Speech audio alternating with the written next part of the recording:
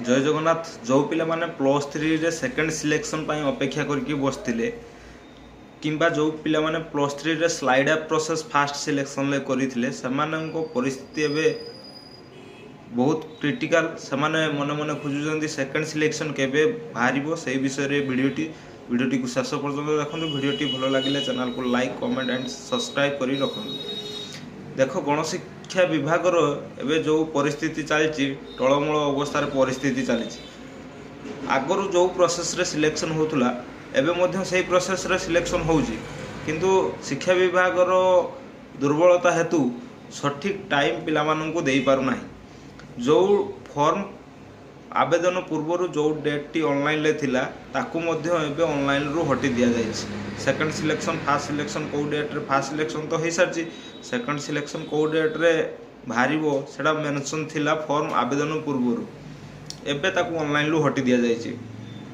देखंतु ए जो second selection process भीतर जो गैप्स रहि जाउछि एठी पिला माने बहुत हैरान होउछन्ती। पिला मानको मन रे सेकंड सिलेक्शन आ आसीबो कि ना नाही, सेकंड सिलेक्शन जदि आसीबो केते मास पर आसीबो ए मध्य यहा एति मध्य रे गणशिक्षा विभाग भी यार कन्फर्म उत्तर किछि देई पारु नाही।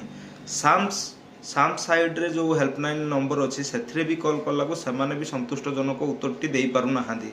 सेमाने कहउछन्ती अपेक्षा करी बसंतु आपनकर सेकंड सिलेक्शन यथाशीघ्र आसी जिवो। यथाशीघ्र आसीबो केबे पिला मानकर एडमिशन सरी फास्ट सिलेक्शन लो एडमिशन सरलानी आज 15 दिन हैला। या मध्य सेकंड सिलेक्शन हो जावा कथा तापर पुणी थर्ड सिलेक्शन अच्छी पुणी फोर्थ सिलेक्शन लो सेकंड फास्ट फेज रो सेकंड फेज रो फॉर्म आवेदन अच्छी एते सब प्रोसेस सरला परे पिला मानकर क्लास स्टार्टिंग बहुत लेट हो जाइथिबो। देखंतु जो ओडिसा रे बहिरो भूल कथा हो शिक्षा विभाग कथा जे कोनोसी भी एडमिशन रो कथा हो देखंतु ओडिसा रे एभली शिक्षा व्यवस्था हो गलानी जहा कि अति शोचनीय अवस्था को गति गलानी जो थरे कि पिला मानकर भविष्य पूरा अंधार हो गलानी। तो प्लस थ्री जो पिला माने सेकंड सिलेक्शन पाई अपेक्षा करी बसिथिले ताकू मु कहिबी आपण माने दया करी अपेक्षा करंतु, धीर सहकार अपेक्षा करंतु। सेकंड सिलेक्शन आसीबो निश्चित, हुए तो लेट ही पारे। जो माने स्लाइड अप करछन्ती सेमाने भी एडमिशन हेबे, जो माने सेकंड सिलेक्शन पाई अपेक्षा करी बसछन्ती सेमाने भी एडमिशन हेबे।